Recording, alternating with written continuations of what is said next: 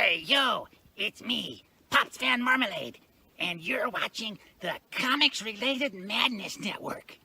Uh-huh. So come get some. CromCon. CromCon.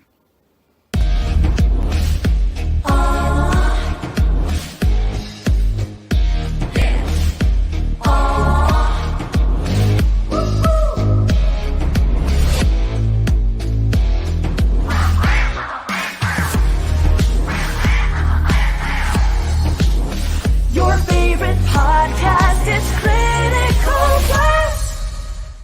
Hey, we want to shout out to our sponsors, Daytona Beach Comic Con. If you are a fan of comic books, if you're a fan of comic book conventions, and if you like meeting comic book creators and getting comics and comic-related stuff, then you need to make your plans to attend Daytona Beach Comic Con. This year's show is September 9th and 10th. Silverline will be there, so you should make your plans to be there too. We'll see you there. If you like comics and find yourself in the Orlando, Florida area, doesn't everyone come to Orlando at some point in time to see the House of Mouse? But when you're here, you need to make it a point to visit Coliseum of Comics, especially the one on East Colonial Drive. They carry Silverline comics, even a limited edition Coliseum of Comics version of our comics. So, when you go, be sure to ask for Silverline Comics and tell them we sent you.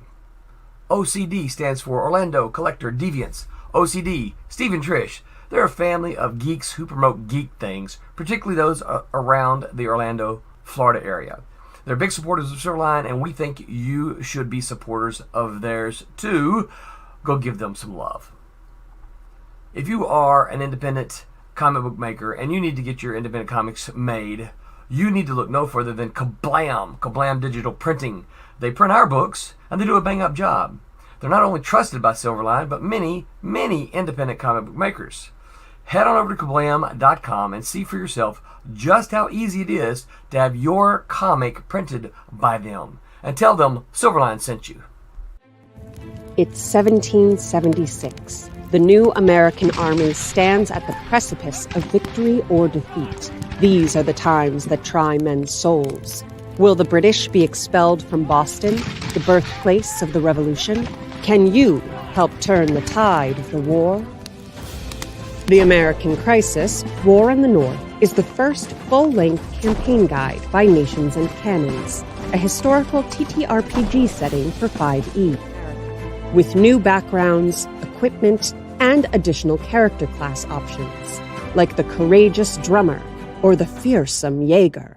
Explore the 18th century American Northeast, introducing new playable characters with heroic key moments, like David Bushnell, inventor of the first combat submarine, and Polly Cooper, the Oneida woman who saved Washington's army.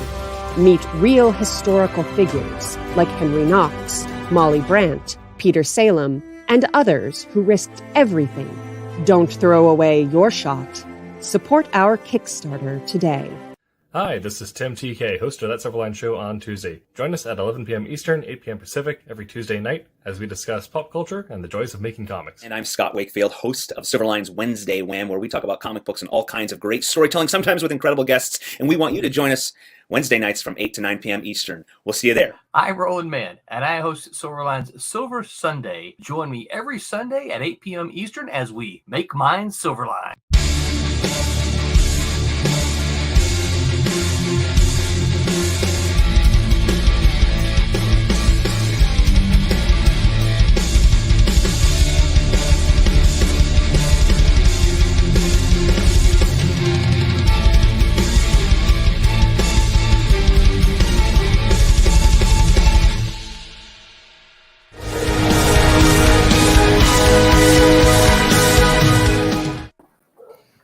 Hello, Internet. Welcome to That Silverline Show on Tuesday. I'm your host, Tim TK, and I am joined by, to my right, David Rios.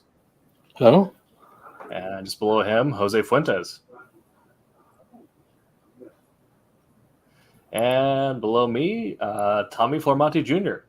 Yeah, let's hope my microphone's working. Well, I can hear you, so I think it's working. Yeah. Okay. We'll see how it goes. Yeah. Well, we had some technical issues beforehand, but thankfully the timer in the front was enough time to cover it. But we're thinking we might have to wrapped for a little bit, but I will say, no, Tommy's to figure out some stuff. But we were just before this, Dave and I were talking about Final Fantasy 11 and 14, and Vic in the chat has recently been a regular in my personal Twitch streams, watching me play through the raids on Final Fantasy 14.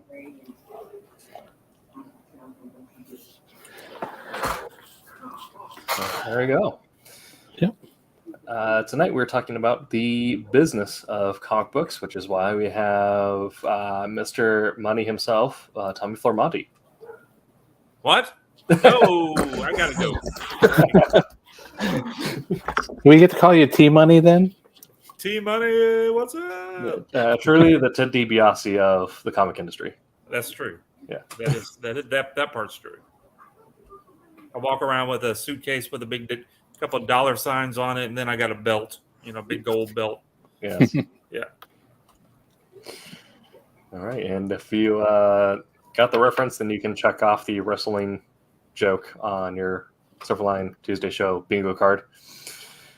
Yeah, we're going to be talking about the business of comics.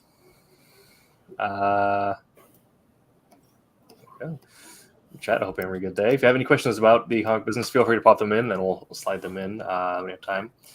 But I guess to give some context to the experience, Tommy, why don't you describe... Why me? Why me? Why you keep bringing my name up? What am I... Oh, you have probably the most business acumen other than us. Dave's been doing comics for a long time too. So ask Dave. Well, it's true. But you're the one who runs the printer at the moment. Oh, okay. Yes. Yeah. Oops, So let me take my hat off. Let me put my other hat on. there, yeah. But yeah, I imagine at your job you probably have to wear many hats. So can you give us a brief overview of what you currently do in comics printing and how you got started in that? Back in the day, way back in the day, where I've always done comics. I've been in the comic industry since the early '90s, and and I'd go to shows all the time. I've worked for Marvel and Malibu, and done some DC stuff. Did a little bit of just a little bit of stuff for just about everybody at one point or another. And so I'd go to shows a lot, and while still doing stuff for everybody else, I would do my own stuff. I self-published my own books, and you have to get your books printed somewhere at some point. And way back in the day, you would have to get several.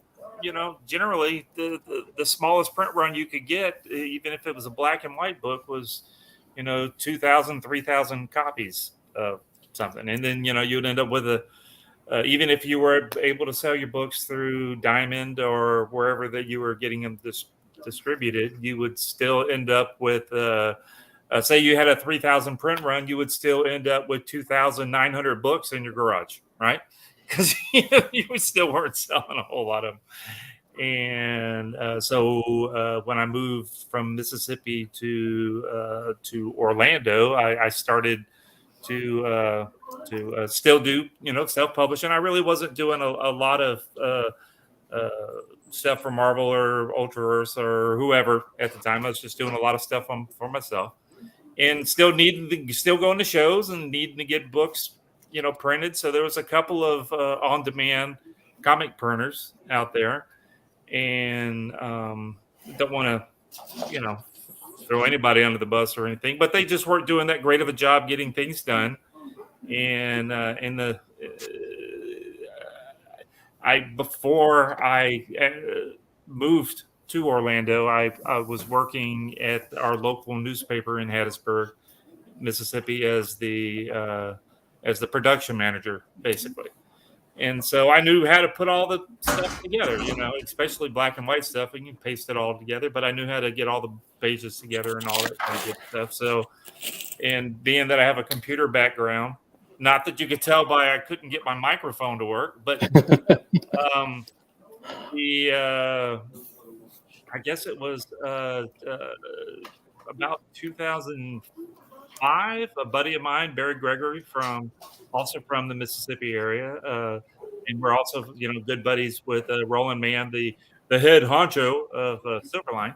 Been friends Oh, heck yeah. with those guys. There you go, with those guys for a long time. Actually went to college with Roland, even though he's a few years older than I. But we were still, at college at USM together at the same time. That's where I met Roland, and he helped get me, into comics. But we were needing a way to get comics printed. Was this the question that you asked, by the way? Am I just rambling? Okay, all right. So, my screen just went off. There it goes. So my screen even got bored with my answer. So at a show, how it turned out, we were at a show. I guess it was MegaCon, I believe, and this other printer that we were using to get our books printed for the show. Even though Barry and I put in our books to get printed at the same time, I don't know why I got my books really late, and then Barry didn't get his books at all. And so there he had a table, he spent all the money for a booth or big, 8-foot table spot, and didn't have a darn thing to show for it, to put on his table. And when we started thinking, because I had the knowledge and the computer, and we could do all of the I could do all the web design. I was doing web design at that point anyway for folks. We decided to just start our own thing. And actually what we decided to do was we were going to see what it took to lease a machine to print our own books. And then we realized how expensive it was going to be. And then we decided to go ahead and open it up to everybody else. And we started a business, Barry and I, in my spare bedroom, right over there. This is where we set up the first printer that we leased, and digital printing. And that's all that, they're just big fancy color copiers, basically. They're real fancy now. What we were using before wasn't near as fancy, but so we designed the website, figure out our prices, and open the doors. And everybody knew that Barry and I, because we've been doing comics forever, everybody trusted us right off the bat, and we just grew from there. And then moved out of my spare bedroom and got an office space, and then we got the space next to us, have them tore down the wall, added another printer, added another binder, added all kind of equipment. We just kind of grew it from there. So we've been 15, 16, 17, 18 years we've been still doing our own books. Yeah. But we're printing for everybody else, including all the Silverline stuff. And I don't have any of the books sitting around. Oh yeah, here we go. So if you're at a show and you flip over somebody's book and this is the ad you see, this is us. This is Work of Blam. And people ask where we came up with the name Kablam, and we came up with all kind of fun names. And I was just thinking of old Batman, something that just screamed comics, and it says Kablam, So that's how it came up. That's how we came up with the name, and it stuck. And no, we're not the Nickelodeon TV show. So nobody asked. So the font's different. So Vic, whenever you post something on there in a few minutes, no, we're not the Nickelodeon TV show. That's probably before Vic's time anyway. Yeah, that's way before. Vic's only 16, so he's going to ask about it, I'm sure. Oh yeah, he did. Vic did mention that you've been printing longer than he's been alive. Yes. Yeah. Let's see there. I remember, back in the Malibu days, I remember the color separations. I remember we were using Silicon graphics machines, the color best system. Expensive. Very expensive. Getting all the plates made. Yeah, all the sheets and everything. Yeah, that was a mess. Yeah, and I originally started out, I was on the night shift, but by the time Marvel closed the doors on us, I was officially on day shift, but I just love it there. I show up at like 10 in the morning and then go home at like 2 in the morning after the second shift was shutting down. But that's where I learned to kind of do the calibrations on the color bus Yeah. systems and the monitors and Yeah, stuff like that. you guys had like the expensive, nice machines that you guys were doing all the coloring on and all the separations and stuff. Yeah, they were the Yeah. Macintosh Quadra 900s. Expensive machines, and now you can do it you can color your stuff on a $200 Windows machine, and as long as you can find Photoshop or whatever. Yeah. Yeah. So, I mean, you may not do a good job coloring, but you can actually you could do the work. Yeah. mhm. Yeah, before you had to have a real high end, and it was all just Apple. That's we get into fist fights with people trying to, I've always, I've used the Macs and all that kind of stuff, but I've always been I use a Mac, an iPad for all my stuff. I haven't, an iPhone, but I've never really, fell in love with the Macs. I've always been a Windows guy, because I like to play games, and so Yeah. I don't know if we can be friends, Tommy. yeah, yep, and started off coloring in Photoshop. What was it, 2.5? I've still got the copies of it, the box somewhere in my other room. That's so awesome. I've still got it. Yeah. Jeez. Yeah, my coloring that I submitted initially was Photoshop. I think it was around 2.5, maybe 3.5 in that era. But it was, I had nobody teach me anything, and what I ended up doing was I scanned in black and white copy of the Max Nice. book, and ended up basically going and coloring that in and submitting it and realizing, how did I ever get hired in the first place? Just because it's going through. But for me, it was like a lot of persistence and every day checking, every day doing this. I'd done some, very little inking. That's what I knew a little bit more with the physical medium. But like I said, very little, and it was coloring and just a lot of persistence paid off and got me in. And then I learned my stuff on the job.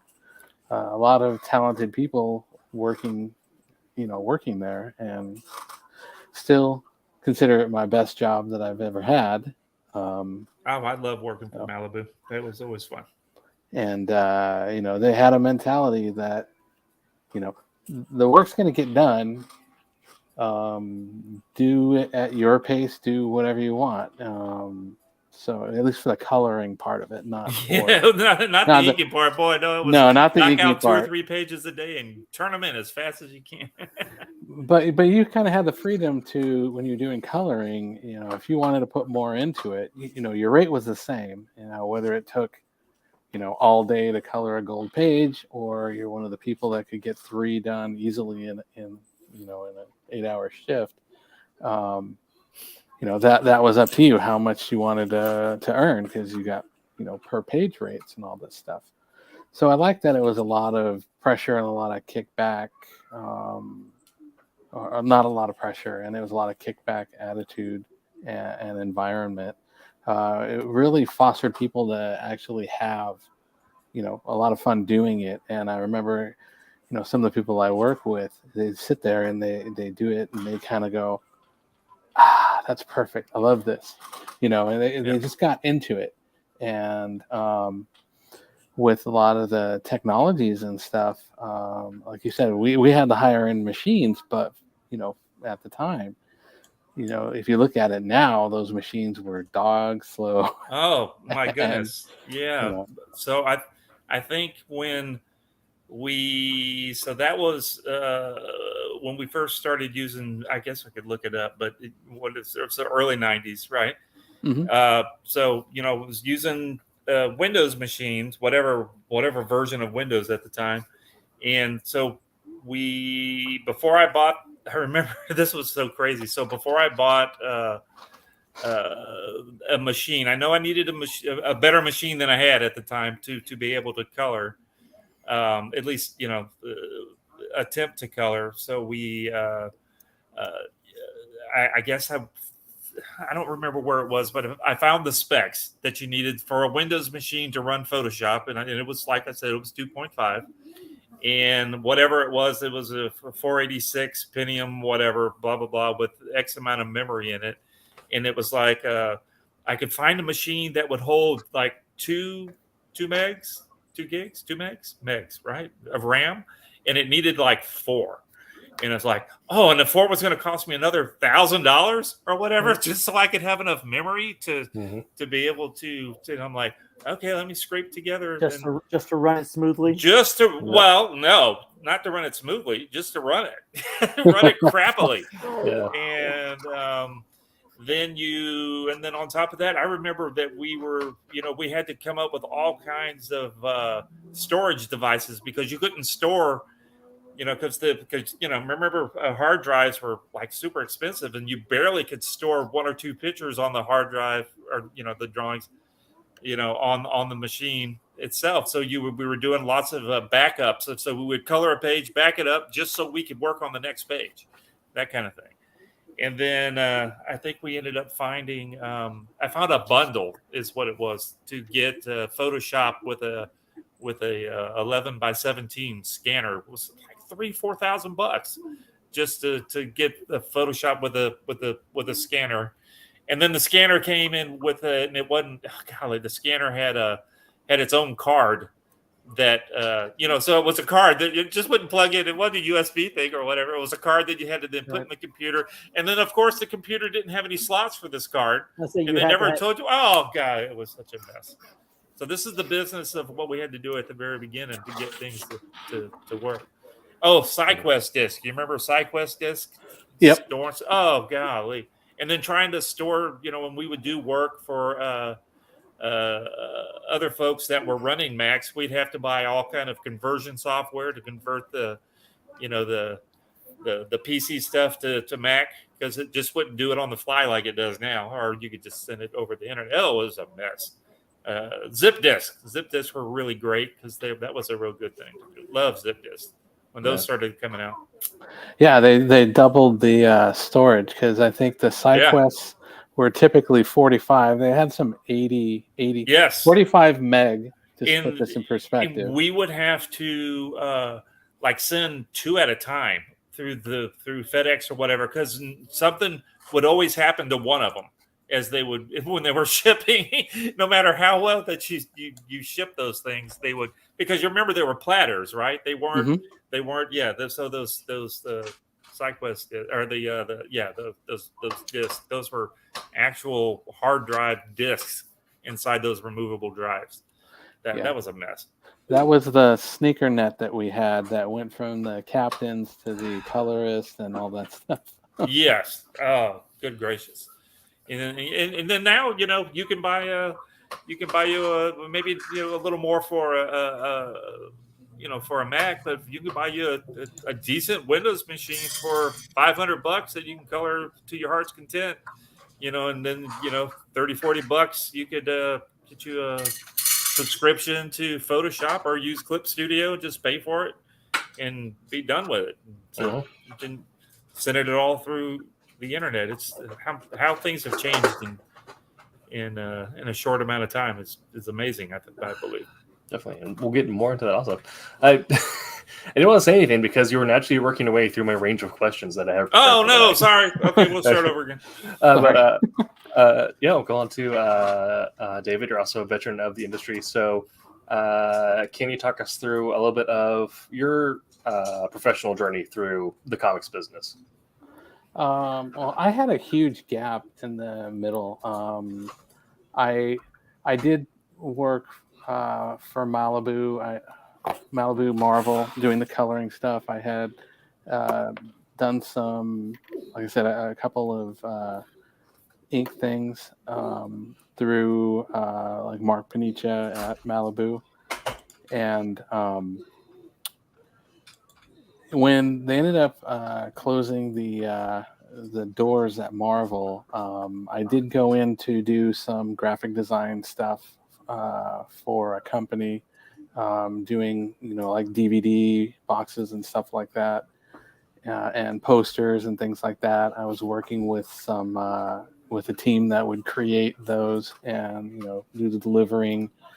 So it's like you got people that were designing them, you got people that had to go make sure and get everything together and then go and deliver those. But then at that point, I kind of fell out of it. I did a few independent things. I did some independent work with some of the former Malibu people. And I also did some graphic design with some sticker kits and things like that for RC cars, like the Traxxas RC cars and stuff like that. But a huge gap, and I ended up going into a more stable industry. My day job type thing, where I'm in IT now, and I've been there for 25 years. But I've recently started picking back up and doing some stuff for Silverline with Roland and working on Tommy's book, the Demon Tales book. There, yep. So I'm excited to see how it turns out. I have I finished the page offline that I was working on the last call. Let me bring that up here. Share that.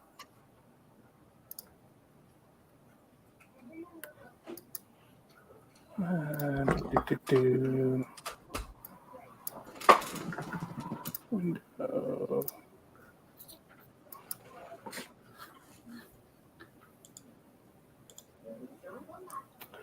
So this is the page that I just finished. That was the one I had started on our last call.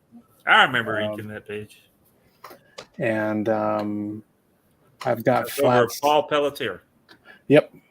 I got flats on the next page here. I was going to start working on the show, and then I'm working on some of the stuff here for page 19, which is basically 2 panels, but basically one major panel with a smaller one. So I'm working on that as well. But so just some of the pages. This is how they were coming, and we were talking about the Zipatone stuff. Oh. I apologize for all this.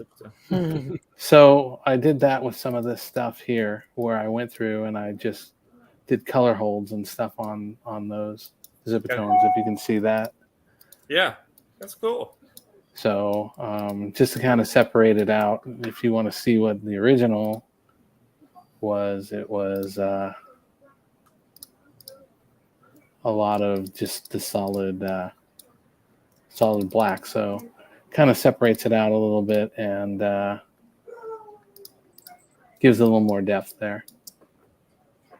But yeah, these are the pages I'm going through. Just miscellaneous stuff. So I have a lot of pages open. I go through and I pull color references on, so I get consistency between the pages. I said this one's kind of a big, lot of faces on this one. You probably remember this one, Tommy, as well. Yep. All that crazy stuff. What? It looks like I put the faces across the bottom. Did I put Zipatone on the top of their eyelids? Yeah. Oh, golly. What was I thinking? I'm going to say Roland did that. I didn't do that. There you go. So, yeah, that's just some of the stuff. That's pretty much my journey as I went through. So, Excellent. Looking great. Yes.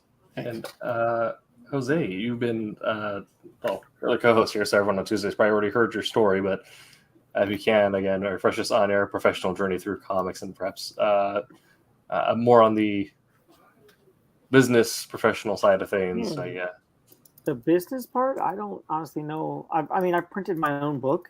You know what I mean? Yeah. I self-published my own book, and that was interesting because at the time I wasn't doing the artwork for it. I had someone else do it, so I had to not so much hound them, but hey, where you at? You know what I mean? Just get updates and stuff like that, and try not to be like, oh my god, why aren't you done yet? Yeah. So, Serving as a project editor. but yeah, then you have to deal with like those printer guys, and they're Those they're ridiculous. I know they suck so bad. But I mean, just because if you don't know what you're doing, you got to kind of do the research. You know what I mean? Tommy, I'm sure he did the research. Either that he just jumped right in and learned to swim right out the gate. But yeah, I had to know what kind of file types to do, what was size to format everything in before I sent it off, and I'm glad I don't have to do that now. Yeah. Okay. Well, as we've kind of mentioned here, is that comics is more than just writing, slapping ink, slapping colors. There is a whole business side to things. Waiting on printers, becoming a printer, find yourself suddenly a project editor. And I'm sure also when you're doing your own Kickstarter, and if you suddenly find yourself running your company, you also have to learn accounting. At least some aspect the whole Kickstarter thing, that's a whole new thing for me. Yeah. Obviously, I'm not behind the scenes with the Silverline stuff, but I mean, that really was like, I still don't understand aspects of it. That and algorithms. You know what I mean? Which I'll be happy to delve into the marketing side of things and the SEO digital side of stuff. That's so fun. My experience got into publishing around 2013. I did video before then. And then I got into writing short fiction, flash fiction, found some success publishing there. I decided to go to school for writing, went to Full Sail. Realized that, oh yeah, people get paid for writing comics. Someone has to actually do that. They don't just exist out of nothing. Yeah. It just doesn't magically manifest out of the ether. That's the weird thing when you move into marketing is you don't really think about it. You're like, oh yeah, someone writes brochures all day. Like that's just that was my existence for a little bit. And then through the power of brown nosing, I ingratiated myself to Roland enough that after I graduated, he said like, hey, do you want to edit some stuff? And eventually asked me if I wanted to submit some comic scripts. And that's all Wolf Hunter and some other top secret stuff that's possibly being worked on right now has got made. And yeah, when you get to talk about marketing, I'll be more than happy to talk about the marketing side of comics and how things like that work. Exactly, Vic, you're just working your way in early, right? So, but one of the things we mentioned, of course, is the tools and resources needed that go into making a comic. Writing's great because bare minimum I need is a pencil and a piece of paper or a napkin. But yeah, thank you, Roland. Artists and the professions of the trade, you end up needing more than that. And things have changed to be requirements from going from ink pots and pens, which now if you want to do that, that's more of a personal choice. What I really need is a good tablet. So let's talk a little bit about the tools you started with and the tools you work with now.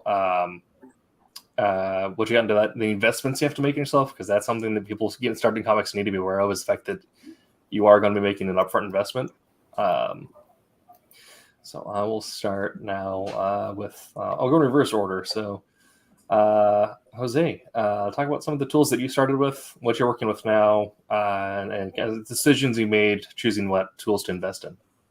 All right. Well, first of all, nothing beats a pen and a paper, like pencil and paper. Just hands down, the best thing to do. I take paper everywhere so that my kids can draw pictures or somewhere that they would otherwise want to run around like godless heathens.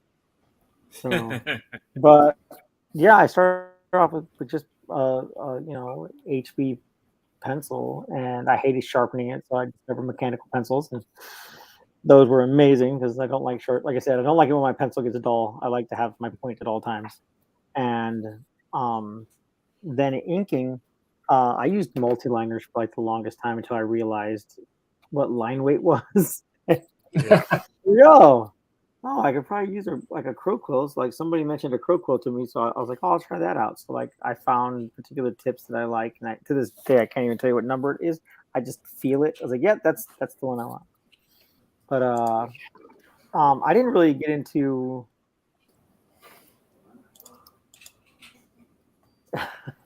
I didn't really get into like doing digital stuff till like probably a few years before I started art school. And it wasn't even using a tablet. I was using a mouse to flat pictures to color, and that was interesting. That's hard.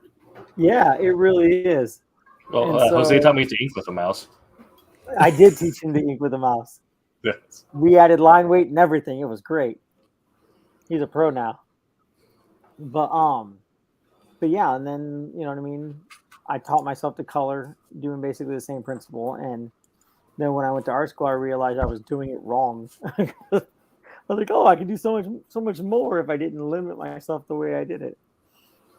But it wasn't until I went to art school that I actually got an iPad and started doing like digital stuff on the screen. Because I had a Wacom tablet. Like I think I started off with like a Wacom Bamboo and whatnot, and I would end up to Intuos, and then from there, just I prefer to do things on the screen if I can help it. Now I'm trying to convince my wife to let me buy a Cintiq. Mm-hmm. Because hopefully she'll love me enough. Yeah. But yeah, and almost so far, all the pages I've done for Silverline, all the inks I've done have all been digital inks. But I have done a few traditional ink, like covers and stuff like that. When Roland asked me to do stuff. Sure. Okay. David, how about yourself? Can you talk about the tools you started with, what you're using now, and sort of investment decisions along the way? Sure. The tools I started with when I was doing inking was I used a lot of the rapidograph pens, and I used to have to. Those were a challenge for me because I used to have to try and, like in here, as an example, in here with the line weights. I used to have to recreate that with a pen that was a solid standard. So I was sitting there drawing at the time because I didn't know any better. I was drawing out and putting weight to simulate the strokes. Yep. I know everybody was like, "Oh, you want to use pens? You got to use pens, quills, stuff like that." I just had a hard time with those, and brushes were a little touchy also, and it wasn't until later that they started accepting to, like the India ink markers and stuff like that. So that stuff was kind of frowned upon at that point. As far as the coloring goes, exactly what Tommy was talking about. It was I made an initial investment when I first started to get the job. I went out to local computer store, bought a Mac Quadra 660 with a 200 meg hard drive for $900 for just the hard drive, SCSI drive, all this stuff, and just realized now how it was great at the time, but it was just a really slow system. But now I have a MacBook that I use that my wife's been playing around with color and stuff like that. I originally was using one of these bamboo. There you go. Yeah. Bamboo tablets. I graduated up to the Cintiq Wacom, the 16, not the high def one, just the other one. So that's what I'm using here as my third screen. And I bought one of the new Mac Studios. So that's what I'm using now is a Mac Studio with Photoshop subscription and the Cintiq 16. And that's dual Samsung monitors. So pretty much straightforward. I used to have back when it was more easily available, I had a 11 by 17 scanner, but after trying to limp along on that as long as possible, it was a SCSI scanner. So it was like at one point I was running Mac OS 10 with OS 9 just to run the scanner. Just to keep it going, Right. yeah. Just to keep it going. Now I'm kind of related to, if I want to scan my own stuff, I have to do the 8.5 by 11 and stitch the stuff together. But for most of the Silverline stuff, I'm lucky enough that Roland has done all that ahead of time. So, I just I'm kind of spoiled in that way. So Yeah, I ended up I think it was a couple months ago. My wife, last Father's Day, my wife bought me the Epson, was it Workforce or Workhorse or whatever the hell heck it is. It's it's the all-in-one printer, but it's the 11 by 17 format screen. nice. I've also been trying to play around with some other apps. Actually, Tommy kind of inspired me to play around with other stuff. I do have an iPad Pro 11 that I just purchased Procreate on. And then I do have on my wife's my MacBook that my wife's been playing around with Clip Studio. That's been kind of a learning curve.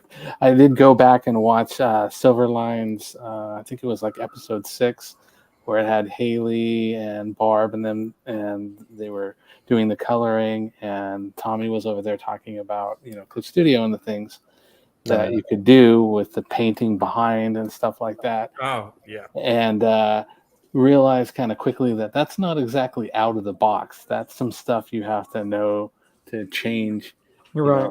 some of the settings and all that stuff. So he made it look easy. But she's been playing around with it, and I was playing around with it for a little bit. I'm not happy right And she says she's not happy right now. Sorry. Same. I don't understand why Clip Studio will not let me do alpha channels. It upset me. Yeah, that's a thing. I have to take the what I did for her was I took some pages and I went into Photoshop and I separated them out, did the transparencies and all that stuff, and saved them as Photoshop documents, transferred them over, and I also did a color key where I just put some dots for a color that she could use as a reference and all that. But in the conversion, what it does is, like you said, the alpha channel comes in as a layer. Yes. And that's what I had to do. I had to flat in Photoshop, which I don't like flatting anyway, but I had to flat in Photoshop and then save it as a Photoshop layer and then bring it into Clip to be able to. Oh man, flatting in Clip is so easy because it sticks under the lines. I don't like it. Yeah. Oh yeah, but God, it's so those are the settings I'm talking about. You have to choose on. We'll talk later. You can get that brush going, and the brush could be this big, and it won't go outside the line. Oh, it's a lovely. We'll talk later, Tom, because I can't get it to get rid of the white layer. Yeah. Like the white color. I can't. Oh, there's one button that you press, and it'll drop the transparent. It'll drop the white out. Just we'll talk later. Talk to me later. We'll add a Tommy walks us through Clip Studio settings at a later date on the schedule. Yeah. Yeah. So, but yeah, the other thing is Clip Studio does its preferred work in RGB. And I'm doing most of the stuff in CMYK. So luckily, depending on how you save it, you can save it back and transfer it. So I took some of our stuff and transferred it back to Photoshop, and with it still kept the alpha layers in Photoshop and all that. But when you save it in that format, you're able to save it back into the CMYK. So it's a lot of tweaking, just knowing what to do, and me, it's new. I'm nowhere near Tommy on the experience on that. So We do have a request for a tutorial by Tommy, so we will add that to the That's schedule. right. I To think. work on that one. Yeah.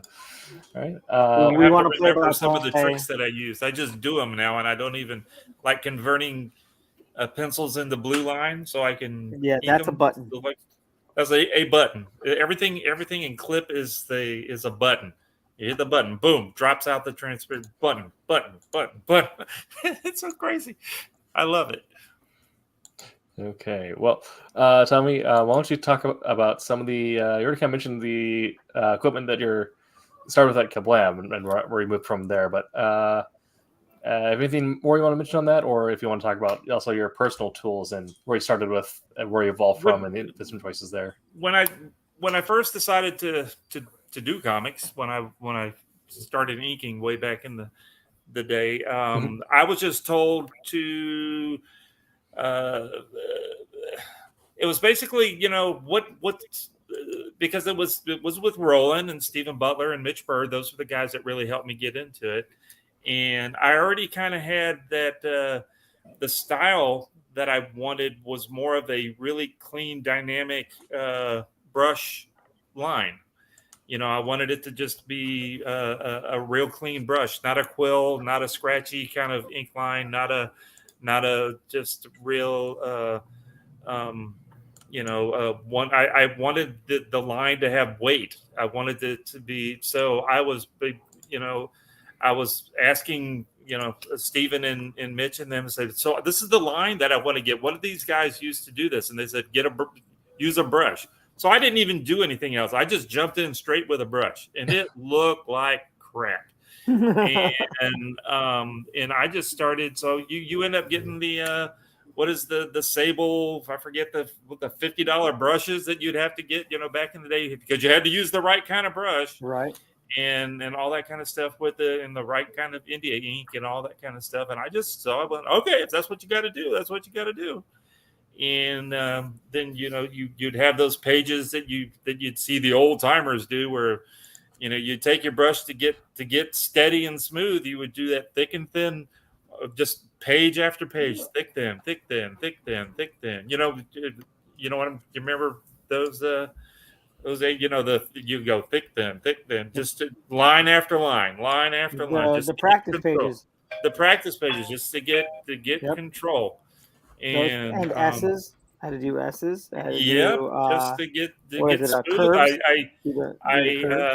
I never took any art classes or anything like that. I always just liked to draw stuff, and like I said, I've got a computer science degree, is what I went to college for. But I always just like to draw, and I just, what do I need to do to? It's like, do a brush. So that's what I did. I picked up a brush, and I never mastered it, I wouldn't say, but I got really good at using a brush. And then of course you would get in with the quills to do all the rocks and the little tiny stuff, and the faces. Basically you jump into tiny faces with a quill so you can get all the little detail and stuff. But it was always the brushwork and stuff. And then you would have your tech pens to do all the backgrounds and all of the big stuff. And then eventually, it was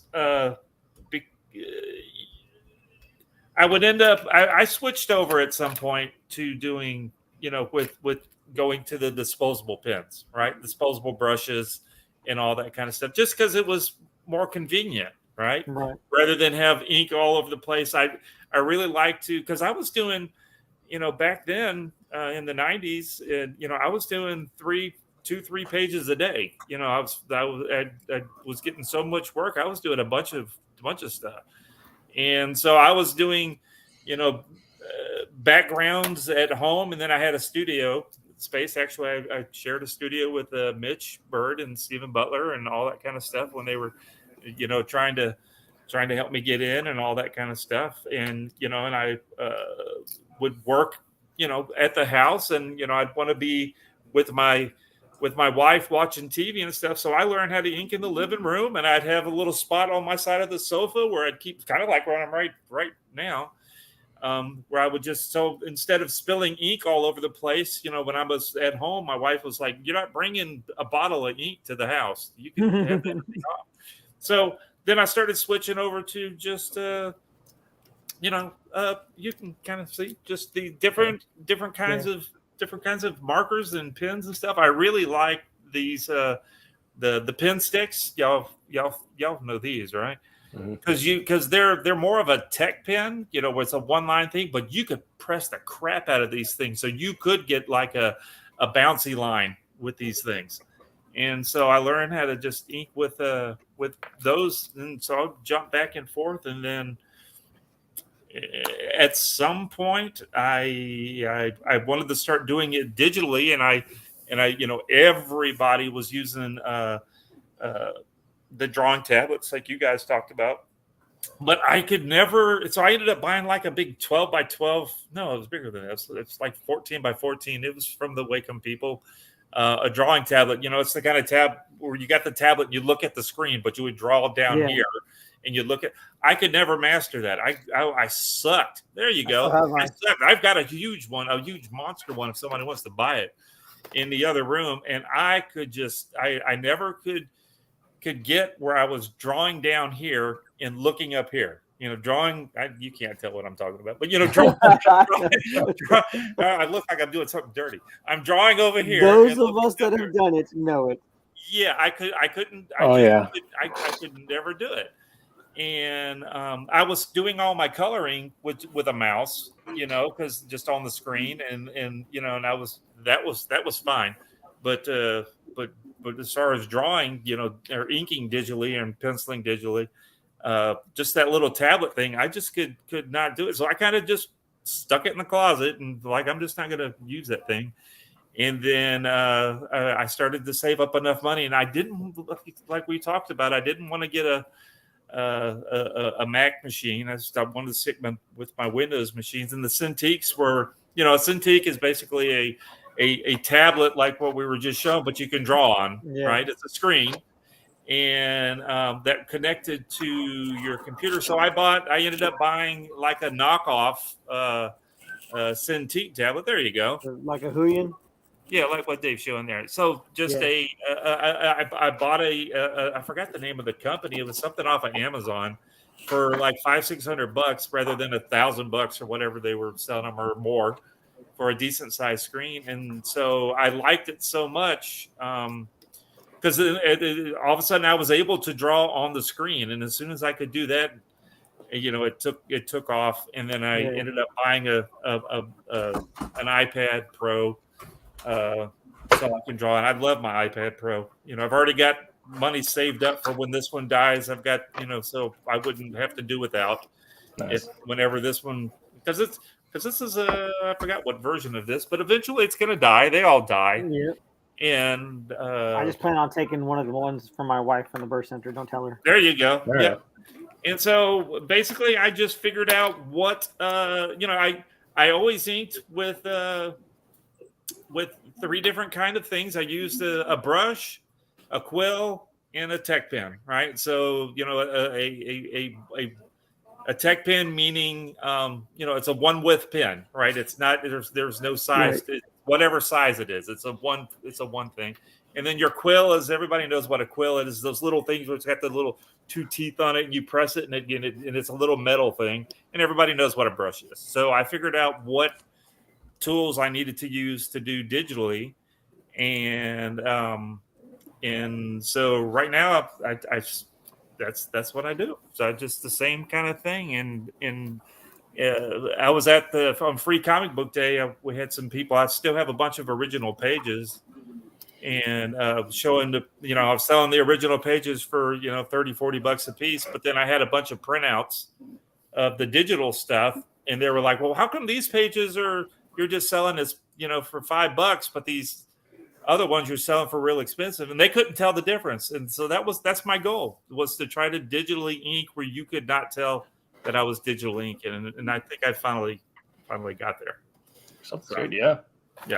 I'm 100% with you on that. That was a big thing, and I had actually had quite a few conversations with Roland where, you're up on your screen over here, and then you're tracing over here, and you're trying to get the line, and no, your arc is not right. Okay, right. Undo arc is wide, and you just keep going and going and going and going. And, once you get something, like the iPad or the Wacom Cintiqs type Yes. things, even the Wacom one, that's the inexpensive one, that one works very well too. Those are game changers, being able to digitally ink on the screen where you can see what you're doing. You see what you're doing. It's one pass. It's, things go very, very well, a lot quicker that way. It's game changer. The only thing about the iPad that I wish was better if it was a little bigger. This is the bigger one, but it's still, I wish it was a little bigger, but that's okay. You want bigger? Get a Cintiq. There you go. No, I don't want one. See, that was another thing about being I mentioned a bunch of times at the Free Comic Book Day is people are like, well, why are you inking digitally instead of on the paper and stuff? And I'm like, it's not because they were like, is it easier? And I'm like, no, it's not easier. It's not now. It's not harder. It's just the only way more easy part convenient. is that you can erase your line. Well, when you don't make mistakes, you don't have to worry about that. Well, not all of us are Tom or Monte. So for me, doing it digitally is just more convenient. It's because I can do this anywhere. I could be at the doctor's office. If I go on a trip with my wife, I can still bring work with me, and I don't have to bring all of this junk to do work. I can work anywhere with this. The only extra thing I bring with my iPad, I mean, obviously other than my Apple Pencils, I have a keyboard. I go. Yeah, I bring a little portable keyboard to do fast keys. So if you see the way I set up, I have my left hand's on the keyboard where I can press hotkeys, and then I just draw. See, and if my wife wants to watch TV, there are times where I've sat in front of the TV, and the only difference to that is since my bionic eye surgery, I have to take my glasses off to work, and I can't see the TV. So I take them off. I have a pillow on top of me, and I still got to give you the big thumbs up for stepping me through with the cataract surgery. That was the best thing that I've done. Yeah, no, it's nuts. It's stupid. It's crazy, but I see so much better now. It's insane. Right. Nice. Yeah. Tools for writers. The word processor, use Google Docs. It's free. The one thing I do use, which is maybe a little weird, is I do have the murder board for story notes. Yes. Oh, you and Brett, I love the murder board. Yeah, so I got one of those. And if you're a writer with ADHD, get a fidget toy. Helps you focus. Yeah, so that's about that.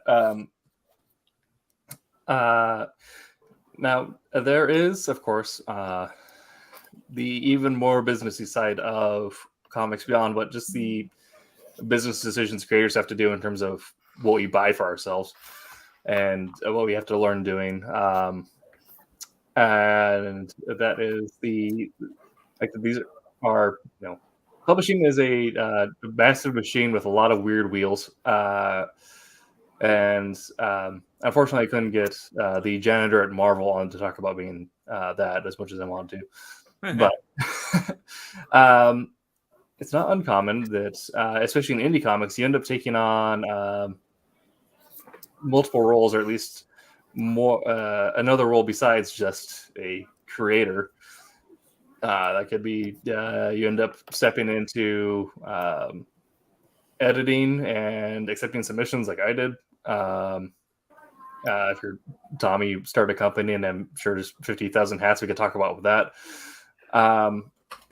So I also talk about the marketing side of things, because kind of no matter what stage indie comics are working at, you are going to have to know how to market. And in there are multiple ways to market. No one is guaranteed more successful than others, but there are ways to be better in each one. So I guess I'll start with David on this one, since David's been in the middle both times. In your comics career, is there a time where you've had to step into a role besides just being a creator?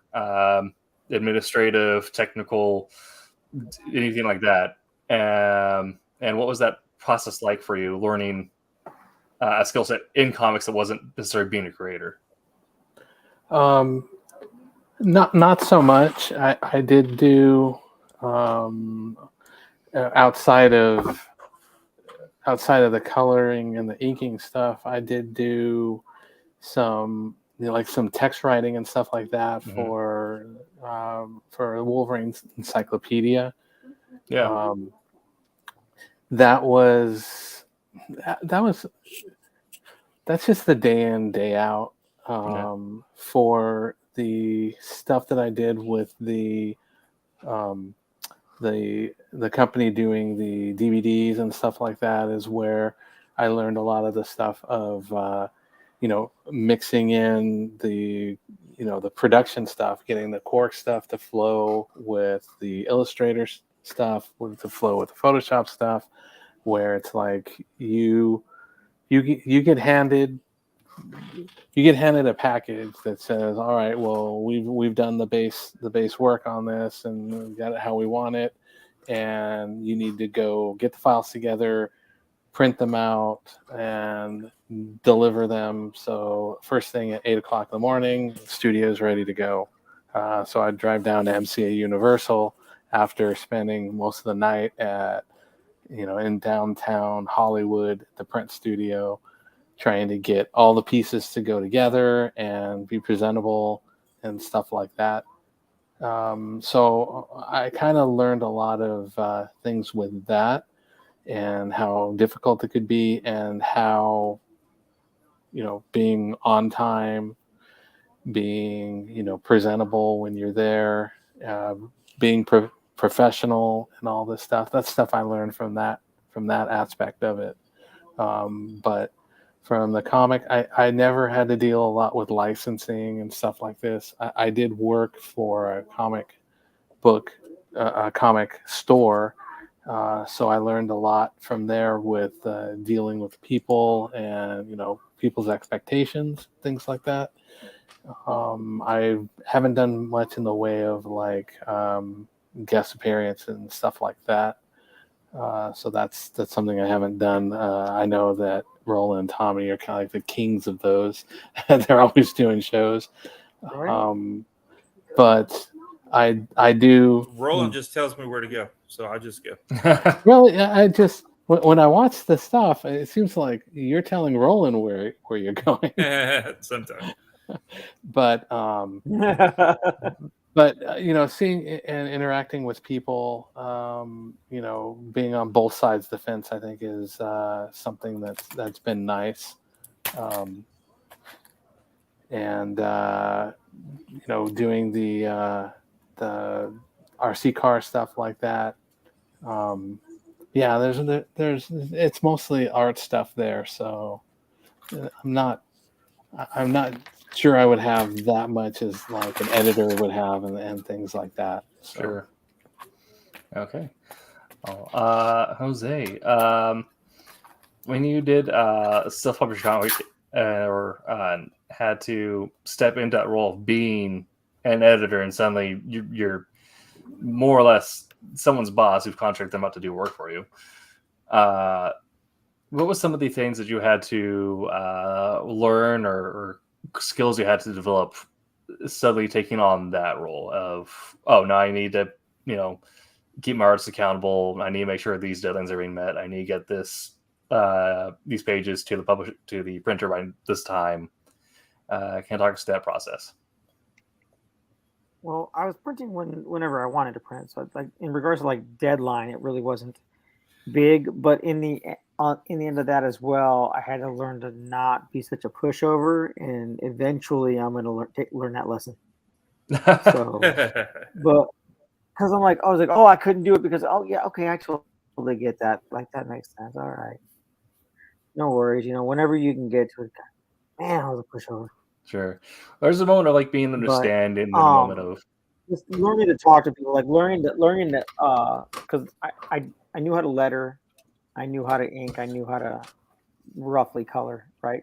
But I wasn't going to do it all myself. To me, that just seemed like not good. And being an outright editor, like editing the copy and whatnot and stuff like that, that wasn't in my wheelhouse. So I actually like got my best friend to do it for me because he was a little more anal retentive when it comes to like making sure things are right. And even when I was like doing like caption boxes and stuff like that with narration boxes, like he's like, okay, you're not far enough. You got to move it over. Like even if I centered, it's like it doesn't look right. You got to fix it. It's like it may have been absolutely annoying to have him do that, but in the end, I was absolutely happy with the book because he was there to do that for me. So. Okay.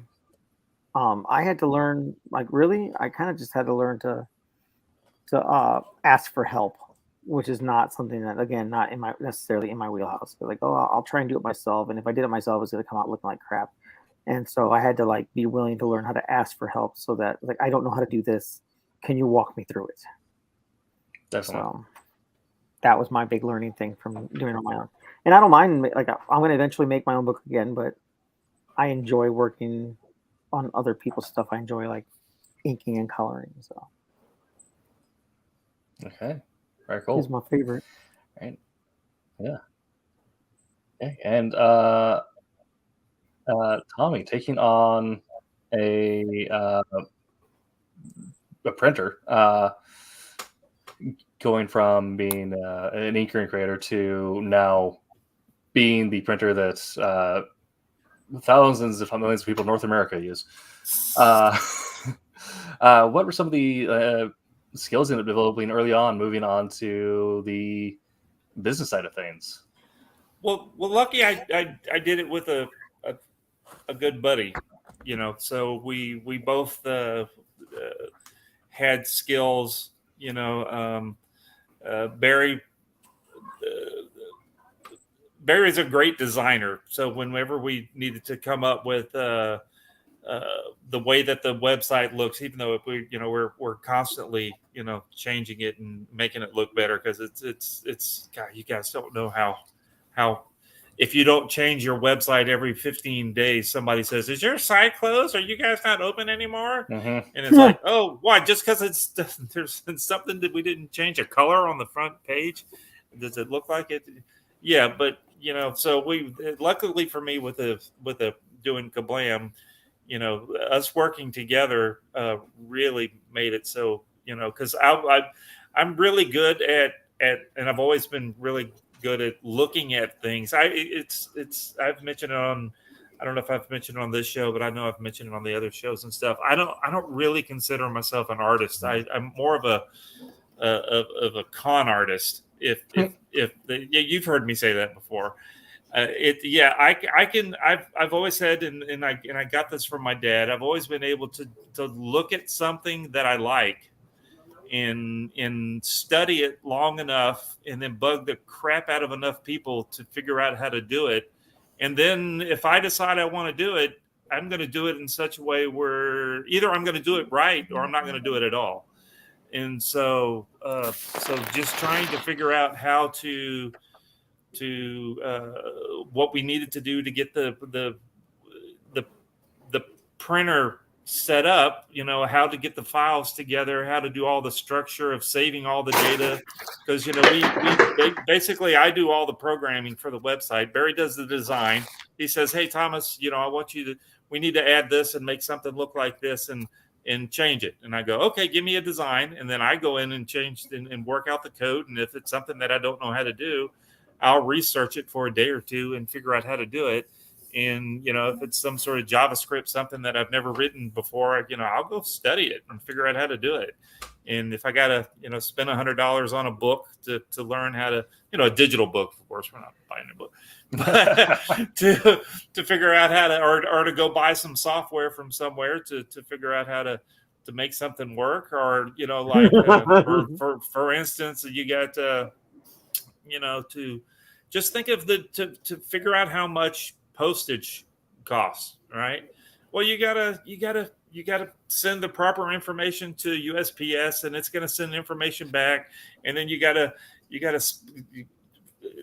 go through all that crap that it sends back and pull out the little pieces that you need to figure out what postage is going to equal up. And then if you don't have a huge budget, like other companies do, because it's just Barry, I, and his wife, and then we have a fourth person that comes in and helps. I don't know if I'm supposed to mention his name, but that helps us do packing and stuff. It's just been the basically the three of us, from the beginning doing this.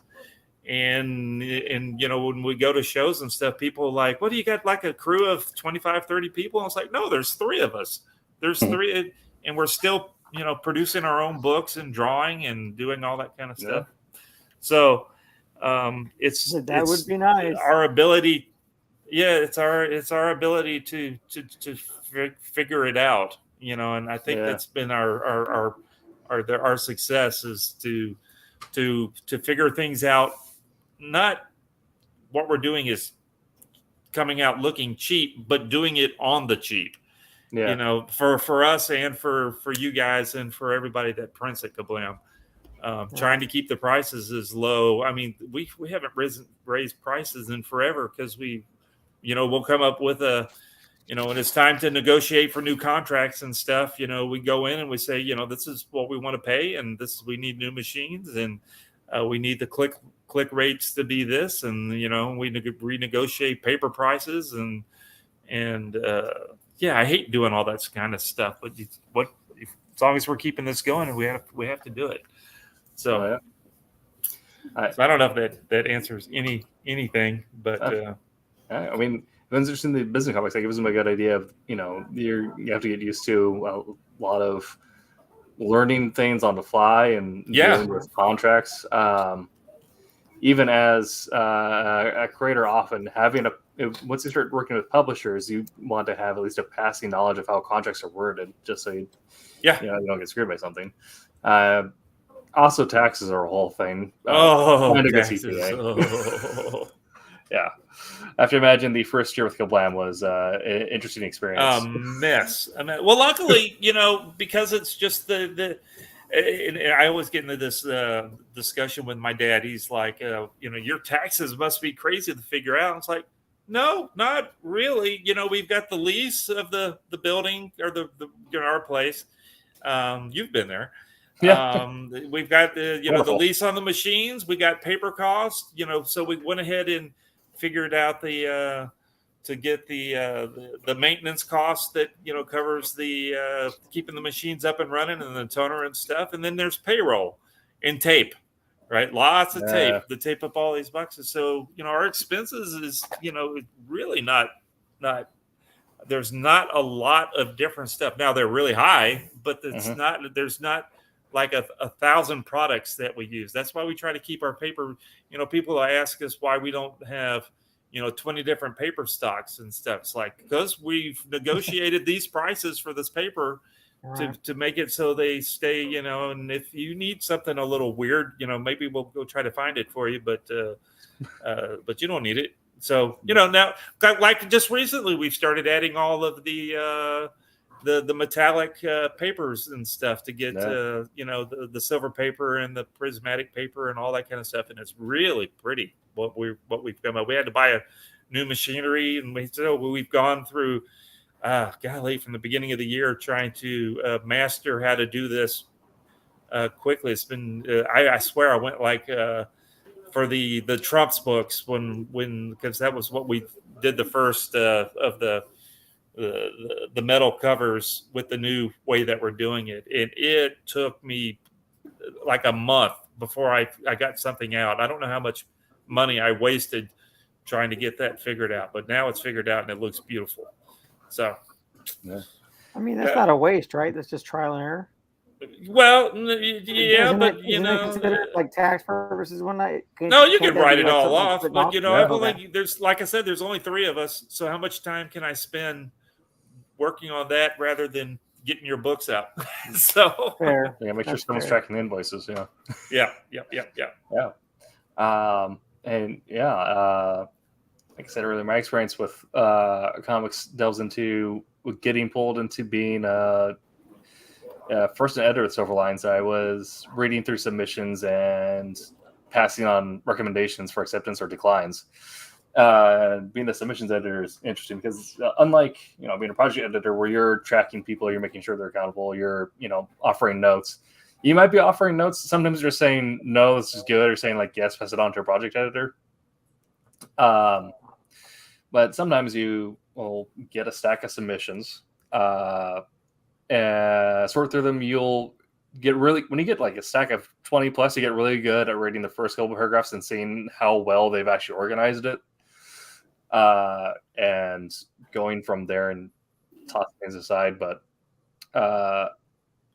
if you get something that's actually good, you want to go through, give me some of the notes and just say like, I like this, but I think this needs to be changed, or this is something before you pass it on.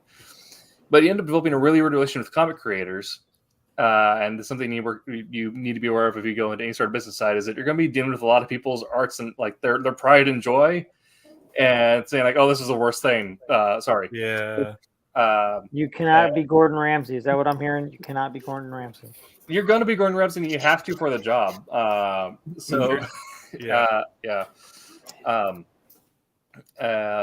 occasionally you see something where it gets halfway there, and you want to give them more notes than you can, but instead if you like really concise, because you're not the project editor, it's not your job to give them a rewrite. Your job to say like, this is a big issue, someone work on it with them. Or you call them a donut. Yeah. put your two pieces of bread. What does that make you? It's kind of a sandwich. And so going from a creator where like you as a creator, you do want to have a level of separation where you can take constructive feedback, but sometimes feedback sometimes still stings, and you do have a level of like connection to that. But then going on to the end of that and being the person who gives the scathing feedback,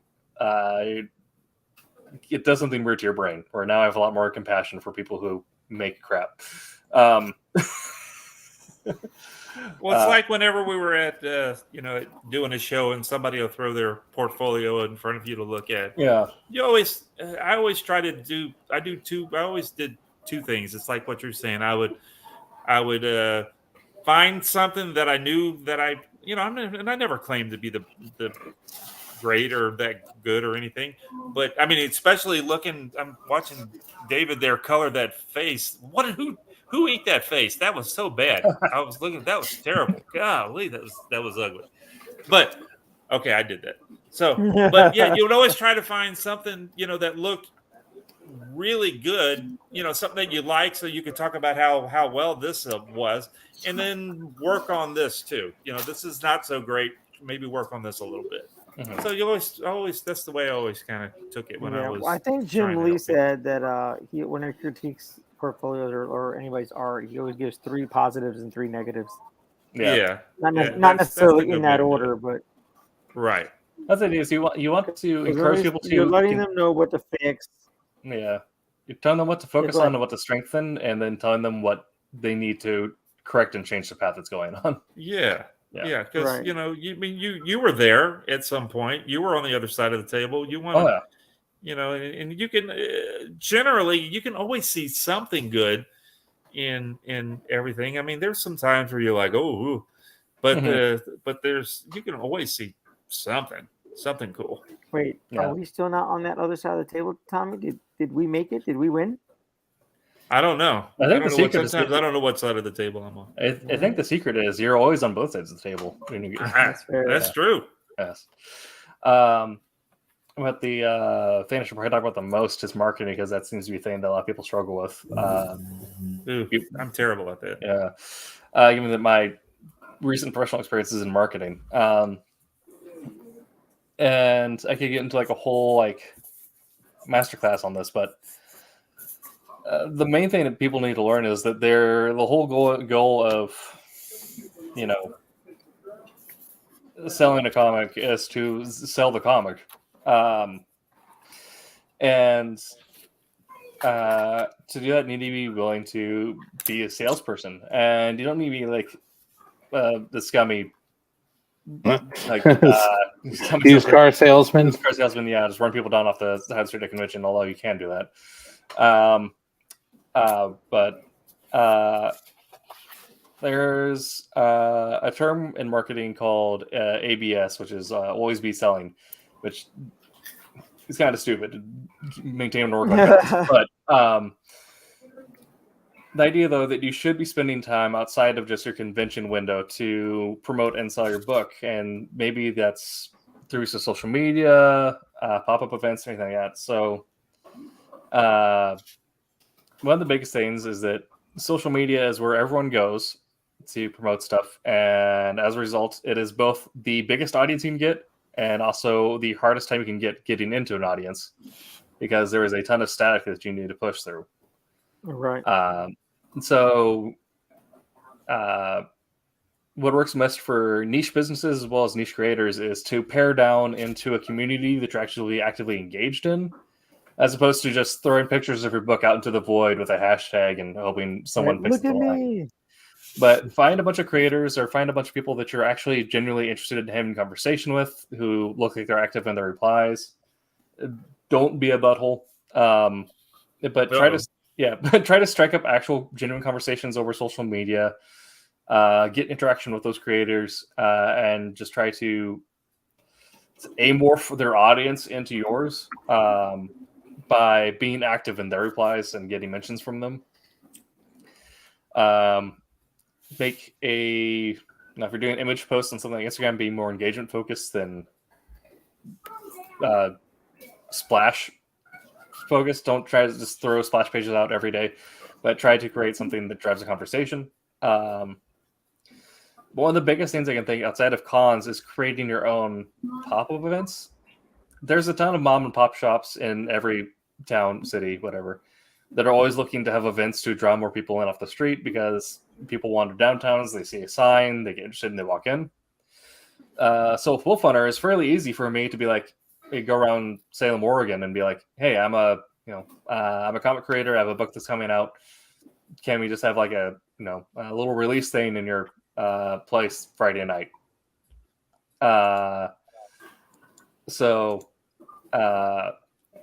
It's pretty easy to set this up. So we actually ended up crossing the funding goal on Wolf Hunter and Sirens at one of these events, because I was forcing people to essentially back it in front of me as they're coming up and saying hi. I don't see a problem with that. Yeah. Back my book.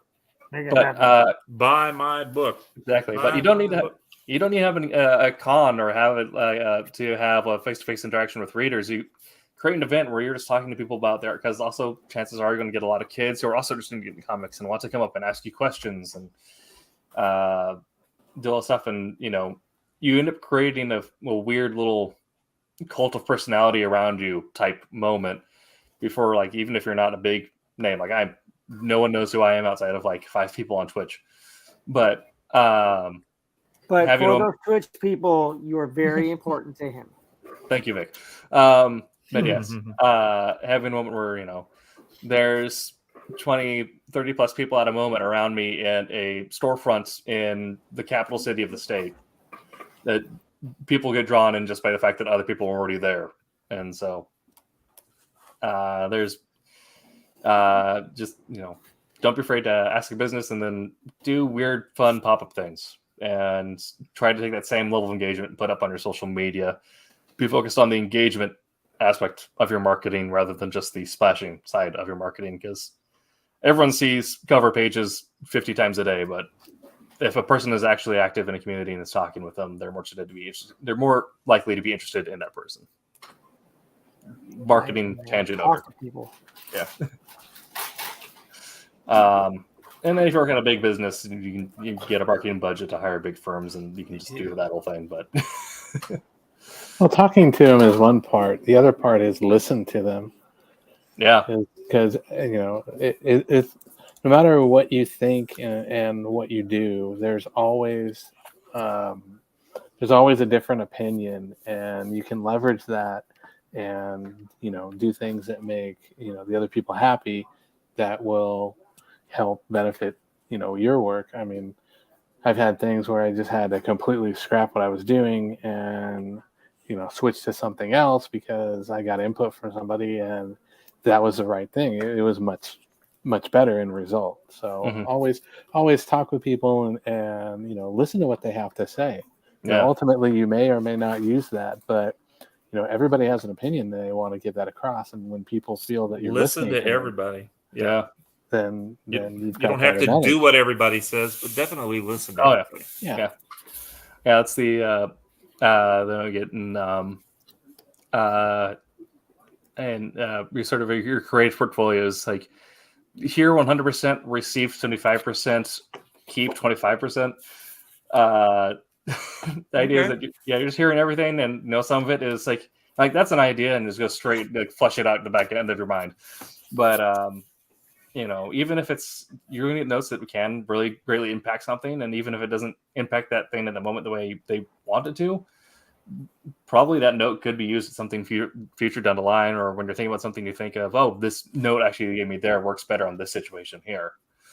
And everyone has creative input, and your own, and seeing things from multiple lenses is vital to any sort of creative process, because it's going to be received through multiple lenses. It's not everyone shares the same brain structure, so they don't see it through the way your subconscious is filled in the holes. Vic says he's going to set up a bookshop in his town when he does his anthropology. The anthology. That'd be. I mean, that's a great place to do it. If it's a mom and pop bookshop, say like, "Hey, I got a book. It's coming out. Can I, do a little thing in your town, in your lobby?" Chances are they'll probably say yes, and that's the scene for it. Yeah, I thought it was cool that my local library, after Free Comic, that's where I did Free Comic Day at. But at my local library, they were like, "Oh, we heard that you have a book coming out soon. We wondering if you'd be interested in doing a signing here when it comes out." And I'm like, yeah, that's excellent. Yeah. Yes, please, and thank you. Yeah, I was thinking like any sort of community-driven. Can I come back again? Thank you. I know, right? Yeah, absolutely. That's the thing, is that it's, if you want people, best you find community-driven centers, things like that, because they're getting as much value out of that as you are, and take that same mentality to working online and doing online marketing, because again, it's about building community and making people that are generally interested in your book, not just people who view you as that one person who kept on spamming your cover page. Yeah. We have a Roland Man who joined at the last second here. Oh, no. Okay, I'm going. Yeah. All right. Well, we are about that. Not yet, Vic. I'll get you something. But Roland, we're about out of time. Do you have any passing thoughts for our audience on the business of comics? No, man. I've been listening to y'all. It's all good. I think one of the things I posted it in the chat, but I think one of the things that a lot of folks don't realize is that you have to. People want to get in and they want to do their thing, whether that's writing or arting and stuff like that. But and it's not just comic books. People, we want to think it's comic books, but it's kind of for all creative outlets now. Is that you got to promote. You got to promote. You got to market your work, and almost I'm going to say 99% of us don't like to do that. There are some, but the overwhelming majority of us were just like, I just want to do my thing and send it out into the world. Oh yeah. Yeah, I've got a big mouth, but I hate promoting. I'll talk your ear off, but I just don't like to promote. I would have never said that. Well, I'll talk to anybody that comes by my table or whatever, and never let them leave. But but not promoting. I'm bad. I'm really. Well, you think about it, like that's sort of that same mentality though. Is you're marketing through building community in that moment, which that's probably the thing people probably will respect the most out of you, rather than just being someone who yells at them across the floor like, "Hey, buy my book." Right. But actually having a conversation with them. That's what Roland does. Yeah. Hey, let me tell you about my book. You came to a comic show. So you must like comics, right? Yeah. That's Roland's thing. Yeah. Let me tell you about my book. Yeah. But they just take the same mentality and throw it online and just being like, just start talking to people, and then eventually you end up building a community and following like that. Yeah. And honestly, that's really kind of part of what this is as well. Our streams, our streams are out here, and we think, oh well, there are people out, but we get a lot of our views on the recorded versions. we got more people watching this recorded than live. You know, we do go on and ramble, so it's probably easier when they can put in their car and fast forward with the Right? well, Put it on double speed or whatever. I was going to say I love watching YouTube videos because you can put it on that double speed, and then slow it down if they start talking about. Oh, I want to hear something this, interesting. Right? Yeah. Rewind. Yeah. So Tim and I have made it abundantly clear from the beginning that we ramble about everything. Yes. You know, but I think for me personally, and I think that's one of the things that we kind of talked about it, is I think that the conversational, because there's all kind, you can listen to all kind of podcasts and streams and where people are like, okay, here's what we're going to do. We're going to preach to you about this thing. But it's, you know, for me, this is more what we do. We have a topic, of course, we talk about these things, but ours tend to be more conversational. Yeah. You know, it's like, well, 1, 2, 3, 4, 5. 5 of us just sitting around, you know, having a chat. Yeah. And I think that's what is kind of the draw for our streams, is that's kind of what it was. You know, I did though, Tim. You asked me. Turn into personalities is what's going on. Well, like the thing, like really helped me with like hosting these shows. I watched a lot of Conan. The idea of as a host, Brian. as a host, my job isn't to preach the entire show; it's to elevate everyone else around me and give them opportunities to do so. Yes, absolutely. And so one of the things I wanted to ask is that Jose said something earlier that he didn't understand the Kickstarter. Mm-hmm. And so I guess I wanted to see were there questions that I can answer about Kickstarter in order to not just help you, but maybe help anyone else who might have those questions too. For me, just because I haven't researched quite a bit, just like hearing people talk about it, and like I think when we had Zach on, he had mentioned about like the algorithm for Kickstart, and I'm just like, algorithm? Mm-hmm. Yeah. I don't understand that. I know that Facebook has an algorithm. I know Instagram has an algorithm. I just assume that is a word we like to use when it does stuff that we don't understand. Well, I can actually talk about the I don't. Roman knows more about Kickstarter specifically, but working in web marketing, I can talk about algorithms. Essentially, They're real. They're real. Everything now works off some sort of learning machine, and essentially, it's just a matter of customer or client, customer searcher intent, however you want to think about it, authoritativeness, truthfulness, and relevance. And so, when you're looking at something like, usually it starts with relevance. Someone looks up something by the keyword, Google's, science fiction comics 2023 or whatever. So that gives its relevance parameter. I just set off my Google. Nice. Freaking Skynet. Speaking of algorithms, but so it sets that as its parameter, where it's going to say, okay, I'm only looking at this year for this medium and this genre. Then it's going to look at authoritativeness. So it's going to look at things that have been around for a long time, like either if it's a platform like Instagram, Kickstarter, whatever, accounts that have been on the service for a while. If it's something like Google, it's going to look at websites that have that are for businesses that deal in that area specifically. So you're going to look at, it's going to say like, okay, I know comic book resources, I know Bleeding Cool, I know Forbes, I know all these things work in media journalism essentially, and pull those. And then trustworthiness is going to make sure that all the information on there is not intentionally misleading, that there's not something like in there that is very clearly like biased. Like it allows for some bias because every, like affiliate links are a thing. Of course, there's going to be bias in there, but it's something that like it doesn't very clearly like see the facts and say like this thing's outsold every customer by tenfold. Like, but who are you? Right. And sort of all that kind of thing. Then you get into site-wide or site-specific metrics. For Kickstarter, that is backers and dollars earned.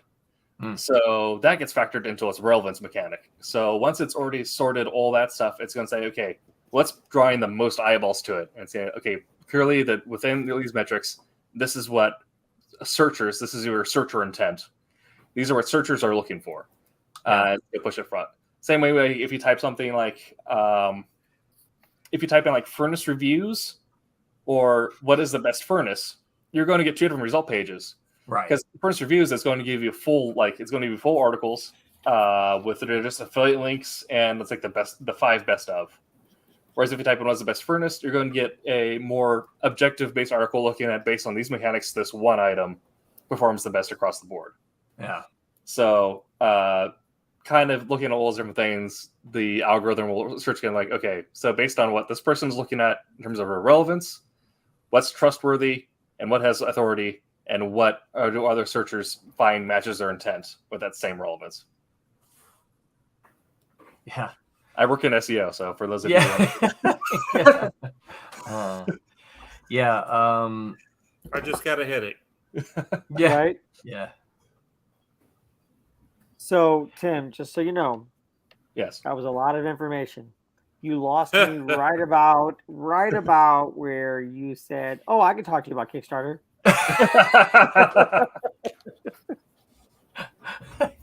Yeah. Just kidding, buddy.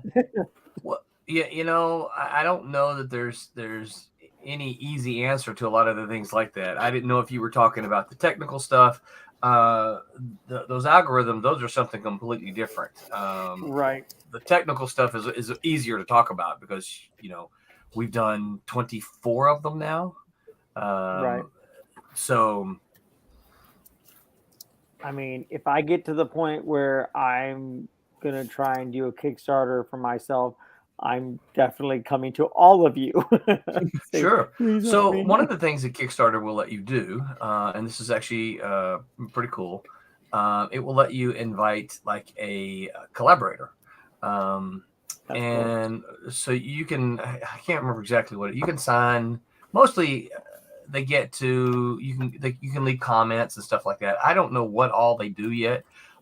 This is kind of, I say it's fairly new. I only recently noticed it about 2 Kickstarters ago. So it might have been around and I just didn't know what it was. But so what I did is there's a Silverline Kickstarter account and there's a Roland Kickstarter account. And there are 2, I've noticed that. There are 2 of them because we were running too many of them apparently, and so I had to create another one so that we could. But I think what was happening is they weren't sure that we were fulfilling because there are so many. I say so many. There are several who don't fulfill on time. And so they were like, "Hey, you just ran one. I don't think yours is fulfilled yet. So no, you can't. You can't." And of course, I was sending a message. No, it's fulfilled. It's all. I just, I need to do it again. And like, well, no, we're not going to let you. So I created a second account. This is a personal account, and the other one is yes. Anyway, I invited myself as a collaborator to see what it would do. And I'm like, okay, this I can go in, I can see most everything as a collab. Not I can't see everything, but I can see most everything. So I say that, Jose, to say, my offer to you would be, if you create one, I would be happy to go in and look at it. Awesome. Yeah. And another thing, which I'm sure the tech guys can also confirm, the best way to learn something is to look at somebody who's done it successfully. So if we're starting to Kickstarter to look at the previous Kickstarters, if you're creating a website to market yourself in a comic, look at other creator websites and visit Stack Overflow daily. Yeah. Well, so I freely tell anyone when they ask me about the Kickstarters. So the first Kickstarter I ever ran, it did not make, right? You guys probably don't know anything about it except for probably Tommy. It did make, and so waited a little bit of time. And I used the time after that to go and ask 2 people who had run very successful Kickstarters. You guys will know these people. And I know both of them. So I reached out to them and said, hey, I ran a Kickstarter. It didn't work. I want to do another one. Help me out. I reached out to Brian Polito, who Nice. is the guy who does, y'all should know, he does all the Lady Death stuff and these Yep. super Coffin successful Comics. Coffin Comics. He does these super successful Kickstarters. I want to say he does about one a quarter, so he does about 4 a year. Super successful. I've known Brian for a long time, so I reached out to him and said, "Hey, help me out." So he gave me a lot of good stuff, and I reached out to Jimmy Palmiotti, who doesn't really run Kickstarters anymore, Not but anymore. he used to run a bunch of them. And he was like, "Here's what you need to do. Here are the things that you need to do." And so I took what these two guys told me, and that's kind of the early gems that I had building the Kickstarters moving forward. And a lot of stuff that we still do now comes from all of the recommendations from both Jimmy and Brian. So, yeah, and sometimes Brian Polito took the time at a convention to he had a panel about being doing indie comics and whatnot. And so I asked him a question about LLC, and he's like, "Hey, come back to my table. I'll talk to you about." He sat there for like a good 45 minutes just talking to me about LLC, explaining it to me. That's awesome. I mean, if you talk about like business structure, that'd be a whole other show too. Like, yeah. For the most part, as a media creator, you're better off being a sole prop or like an individual, like 1099. Like when you get to a point where you maybe you're subcontracting out people, that's you have to like talk with your accountant, be like, do I want to be an LC? Do I want to be an S corp? Yeah. The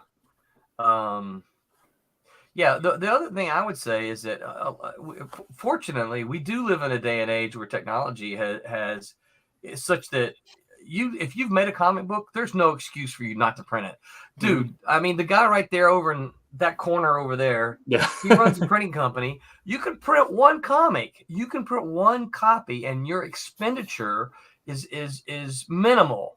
You don't have to go out and spend $1,000 to print a comic and be not sure what it's going to look like. Right. My thing is always, and I have a garage full of them. Just right, yeah. How many of those like first runs do you still have? Oh my gosh! I still have stuff in my garage. People will yell at me because I will tell them, before I moved down here, this was more than 12 years ago now. I had a box of Switchblade number 3. I don't know how many, probably 500 copies in the box. I just took it out on the curb and told the guy to pick it up. The garbage man, come pick this up. I got too many of them. I can't move through them. And of course I had no idea that this Silverline 3.0 was going to exist at the time. Right. But I just I had this huge box because you had to print so many of them. And what are you going to do? That's right. Yeah, there's a few places where I've heard stories about people who dead of night they just drop off a box outside the back of like the used bookstore, so when the owner comes right? back, I guess I gotta take them. Hopefully they'll sell them and not throw them in the trash. What are all these books? Why do we have 500 copies of Switchblade number 3? Where's number 1 and 2? Well, I didn't have very many ones because everybody buys the ones. Yeah. And they don't all buy the 2s and 3s though. So I didn't print as many 2s and 3s, but I still ended up having way too many 3s because it's just the way it works. Yeah. So I'm a big fan of where technology has brought us today for comic books. Because like I said, when I hear people say, "Oh, I gotta, I want to do this," and it's like, I'm a little bit like Todd McFarlane. We'll stop talking and do it. Just do it. Yeah. That's usually like my comment when at conventions, and I love when people come up and talk to me. I love talking about what I do. You know what I mean? Just and how I got to where I am right now. Not like it was like super grand and glorious trip, but for me, I'm surprised that I'm sitting here working on comics. You know what I mean? But so I love talking about what I do and I love talking about how I got here. And then people come up like, "Oh yeah, I used to draw," and sometimes I have to stop myself from sounding bitter and saying, "Why'd you stop?" Right. If you want to talk to me about, "Oh yeah, like I used to draw this and I used to draw that and I used to be real good," why'd you stop? Yeah. And I can say that because I got told in junior high and high school that my drawing sucked and I shouldn't draw at all, and I stopped. Like, I completely stopped doing art entirely Yeah. for like the Well, that's- longest time. Yeah, I heard things people say like, well, I grew up and got kids and life happened, and I'm Yeah. like, well, Jose has Life 57 kids. Dude, Yeah, that's right. Right? Jose can do it with 57 kids. That's right. Yeah. You can. So I missed the very, very first part of this. So if you guys talked about it, forgive me. But I think one of the things, kind of related to all this, that some people just never do seem to get is networking. Yeah. Right. I mean, there's a lot about you got to know what you know, but there really is, honestly, there's a lot about who you know. Yeah. You know, I mean, I kind of mentioned that in my thing, like, just well, you say exceed, I say brown nose at school, and can invite you to pitch something later on. Yeah. That was outstanding, by the way. I said you were a rock star student. You were. Yeah. Absolutely. He's an adult now, Roland. You don't have to lie to him. No, listen. I definitely- He's already paid his tuition. It's over with. That's He's right. I definitely killed 45 minutes of one class asking Roland about what it was like writing the MechWarrior comic. Oh my gosh. BattleTech. Yeah, Battletech. Yeah. BattleTech. Yeah. No. I see. The weird thing about it is, see, Tim was such a rock star student in the class. I can still see in my mind the classroom with Tim in it, because Tim sat, from my point of view, or the teacher's point of view, Tim sat all the way to my very far left. Yeah. Right. Because you sat on the kind of against the wall on the right, right.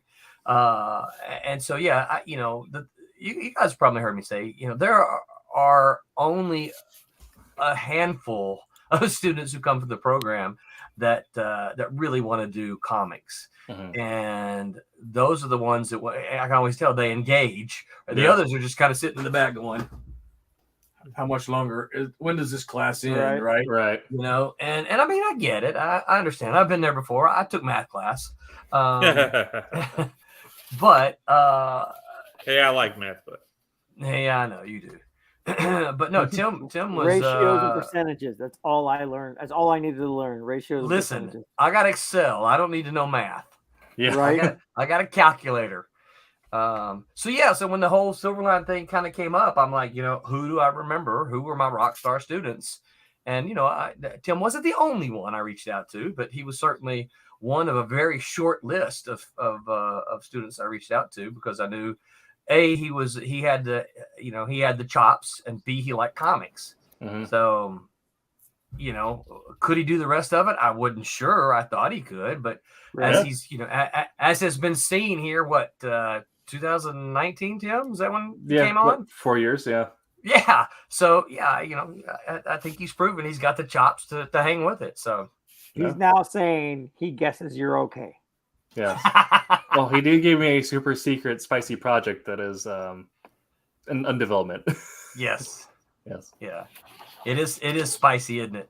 Yes. It's right up my alley. So I'm gonna. There better be some tacos in it. That's all I'm saying. There might be. You just never know. Right tacos in. Yes. Yeah. Add tacos. Taco truck. It depends on how good the bite is. Yes. Well, it's it'd be a whole new meaning to chorizo. Yeah. Well, it's okay. So Vic, actually, and I kind of want to mention this when he said, my camera's dark today because the business is dark. Yeah. So there is a dark truth to working in any sort of entertainment, especially as a writer, but comics especially. Clearly, there's a writer's strike on now, right? Yeah. That's true. It really working in any sort of entertainment, unless you can just absolutely kill the game.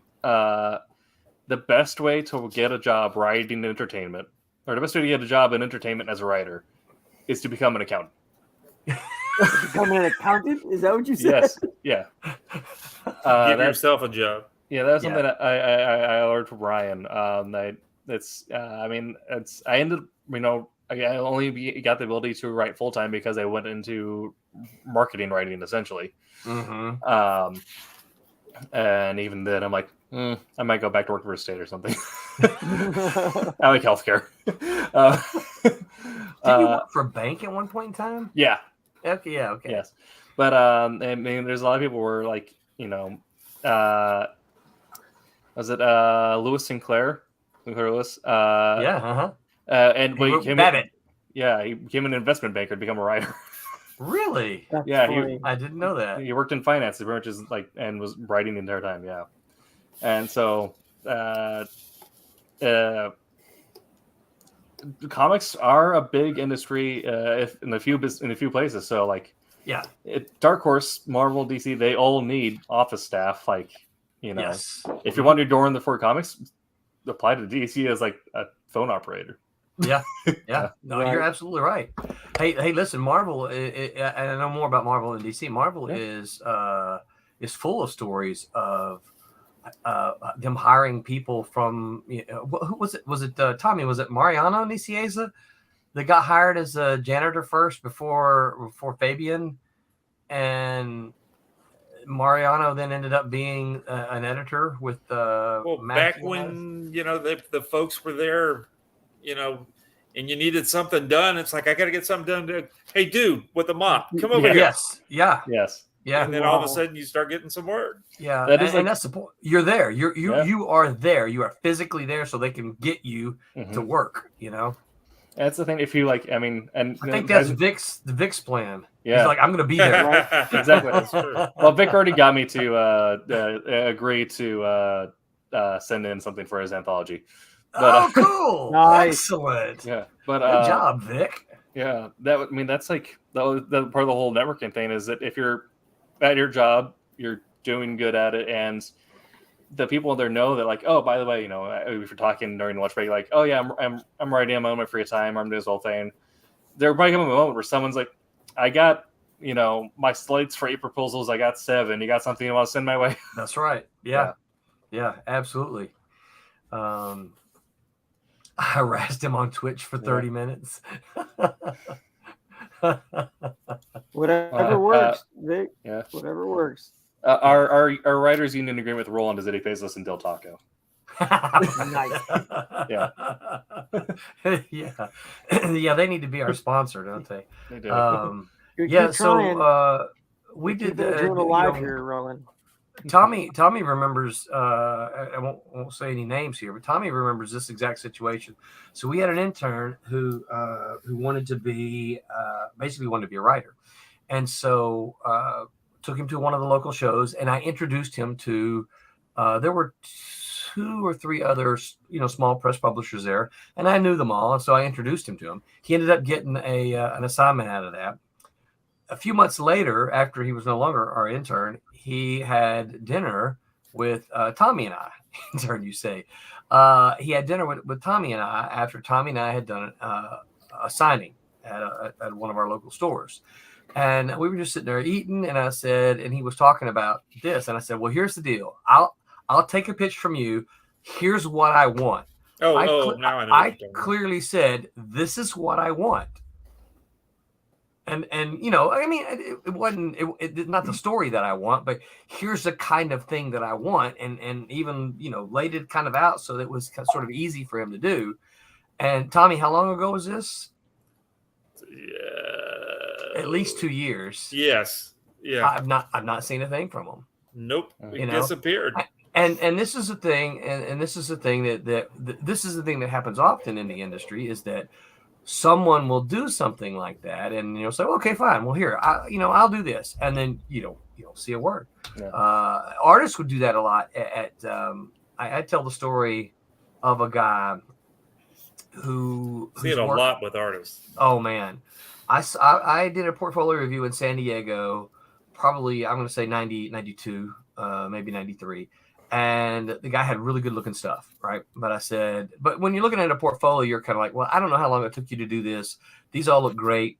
And so I can't remember. I said, send me, write the office. We'll send you a script.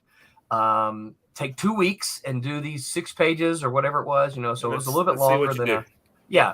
And I never heard back from him. And so I just, forgot about it. And what reminded me is a year later at the same convention, an editor comes up to me and says, hey, man, you need to take a look at this guy's stuff. And I looked at him and I'm like, he looks familiar, but I don't know, right? And then I start flipping through the pages. I'm like, oh, yeah, I remember these pages. No. I remember these exact same pages. Yeah. There was nothing new in there. And so I'm like, yeah. You see that a lot. yeah, I saw these last year. I until I see something new, I'm not interested.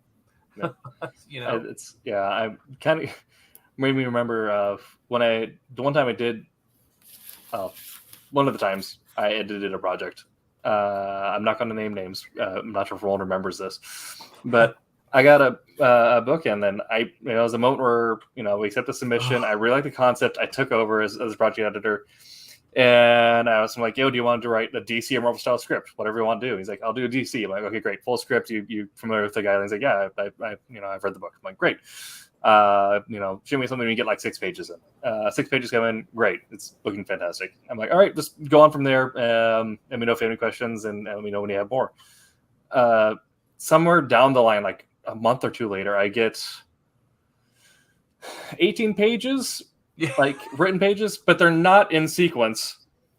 And then so it's like you're like 1 through 6, and then you got like 10 through 13, 15, 20, and then something like. And then there's one section in there where it's just abridged, where like it wasn't even a Marvel style script. It's like it was an outline where it's like, all right, and pages like, dude, what did you do? Like page 16 through 19, this plot development happens. I'm like, great, write it.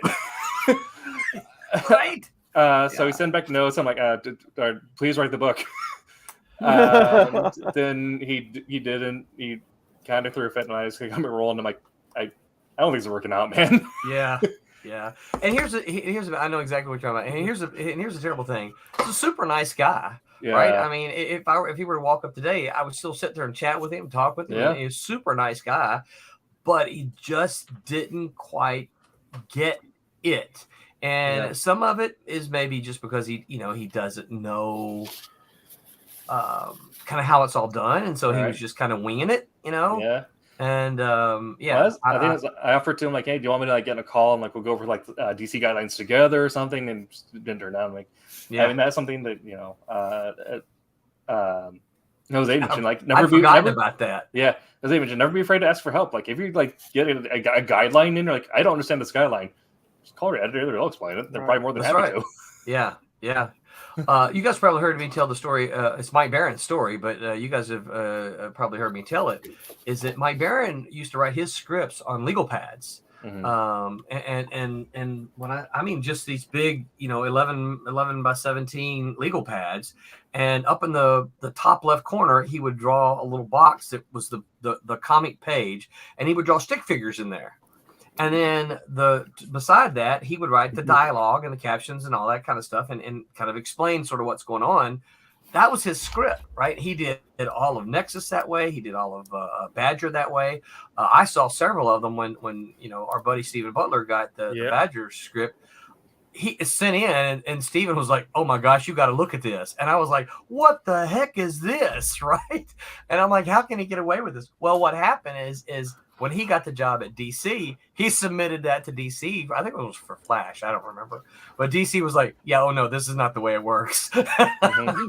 So you can do that on your little independent book, but this you can't. You're not going to do this for Flash. We're not taking this. So, I mean, even if you wanted to do like a weird summary writing style, like at least be consistent and tell me what to expect with that. Right. Yeah. Exactly. Yeah. All right. Well, we've been at it for about 2 hours, so we're whoa. Yeah. From 2 hours and forever. I know. Tommy, does Jose know what you're working on? The full screen Tommy here. Oh, that's awesome. Oh yeah. That makes me so happy. I'm finishing it before I go to bed tonight. I was going to finish it yesterday, and I think I rode the bike a little too much yesterday. He got tarred. I got tarred. So awesome. Oh man! Well, I didn't mean to crash your party late, but I mean that's really good info. Yeah, I was uploading the file, and I'm like, okay, well, I'll jump on here. I mean, we appreciate it. Yeah, right. I mean, you're probably the. Oh, you and BJ are both the sort of the head of business here, so picking your mind on is great. Yeah, Tom, you guys, I had dinner with Tommy tonight. You can hear it. I'll say, I'll come up with something. I'll say, hey, BJ, can you do that? And she's like, you cannot assign me any more work. Yeah. That's awesome. Yeah. Well, that's also another thing is if you do decide to get into comics through accounting, you get the most power in the business because you're going to have some person come and like, hey, can we sign these people and do this thing? And you're just going, nope, can't do that. Nope. Right. That's right. I will not be streaming tonight. I'll be streaming tomorrow, I think, Vic. More Final Fantasy 14. Okay. Nice. Final Fantasy. I haven't played that in a long time, though. It's been my main grind, yeah. This has been at Silverline Show on Tuesday. I've been your host, Tim DK, joined as always by Jose Fuentes, joined as always, starting recently, David Rios, our new co-host, joined us occasionally by Tommy Flormonti and Roland Mann. Howdy do. Whoop, whoop. All right. Well, do you have any final thoughts, anyone, before we do our kickoff? Yeah, I wish somebody would have inked that face a lot better. God, that's terrible. God, look at Demon's face right there. God, that's so bad. Can you fix that? No. I've gone through. I noticed in certain areas there's little divots where some of the stuff didn't scan, like on some of the background. That's what it is. I knew I inked a better job than that. I touched up. Scanned that crap. Like I can show you on here. Yeah, that's a busy page, boy. Woo! Well, this is your original. Yeah, but I love that shot. Look at that. Both of them at the bottom. Pow! But see, there's a lot of these little divots right here. So I did that on purpose. Yeah. Was that on? Those are breaks in that's the called fancy ink, and that's where you're gonna put some like globs in there to make it look like it's all flaming and busting up and electric heat. Yeah, that's on purpose. Yeah, I did that on purpose. So I went through and you fixed it. Yeah. Oh, you're gonna make the inker mad. Probably. You shouldn't have told him, and he never would have noticed. Oh, right. He never would I have noticed. noticed. That page looks amazing. Well, hey, a quick side note on the business of comics on communication. If you're doing something, sometimes side notes don't go amiss. You get some white faces on the side. If you're passing something on to someone on your team, like just write a little note and be like, done on purpose. Done on purpose. There you go.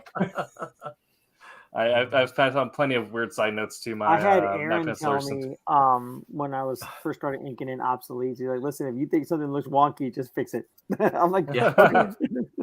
Yeah. Like as long as you're okay with that, I'm not going to redo the whole thing. But as long as you're okay, There you go. Really cool. I always try to, if I do touch up something, make it small and just if it improves. Otherwise, I just leave it. Some things I look at and I'm like, I'm not exactly sure where that is going. And then eventually when I color it, it's like, yeah, you probably saw earlier on some of this one. I'm like, oh, well, that's actually part of, that's part of Demon's costume. Yeah. Stuff like that. I've inked plenty of stuff that I didn't know what I was inking, and I'm like, I'm just gonna ink it as best I can and let the colorer figure it out. Yeah, because it's like I don't know what the penciler drew. I don't know if this is a rock or this a ham sandwich. I don't know what this is, but I'm just gonna put a contour line around it and make it look as nice of a blob of ink as I possibly can. I don't know what it is. We had something like that on Wolf Hunter issue 1. AJ wasn't responding to some messages, so John reached out to me like, "Hey Tim, I'm making this thing. What is this thing?" What is this? What is this thing? Yeah. I don't know. Those pages are looking really good. Yeah. Ray is doing a nice job. Did you know Ray, Jose? Who? Ray Fujiwara? No. I think he started school there after I did. Gotcha. After I left. Yeah. His pages But are looking really good. I've got in touch with him after the fact. After you told me he had joined up. Just to say hi, just introduce myself and whatnot. So nice. Nothing fancy. Yeah, I've invited him on the streams. Maybe once he feels a little. Yeah, I'd say school is pretty intense. If he, I'd be surprised if he joins before. So yeah. So yeah, I totally get it. Yeah. Okay. Well, thank you all for watching, and See you in the comments later on. Remember to make mine. Silverline. Oh, I don't have my cup over here. What did I do? Oh, Roland's gonna Tommy. send me one of those. I don't have one of those yet. I got one in your box. Actually, no. There you go. Yeah, there it is. There's mine. It was All right. easier to put it on my What did I glass, do with my so I don't lose it. Wait a minute. Thomas lost wait, this. wait a minute. I've Hold on. tried to What did wear I them, do and with- I've broken 2 of them so far. I don't know what I Yeah. do. Oh, wait a minute. that's Here we so go. violent, Okay. All right. You ready? Yeah. Make mine Silverline. There we go. There you go. All right. I'll see you next week, everybody. Yeah. Hi, I'm Bill Black. I created FemForce. But you know what? Today, make mine Silverline.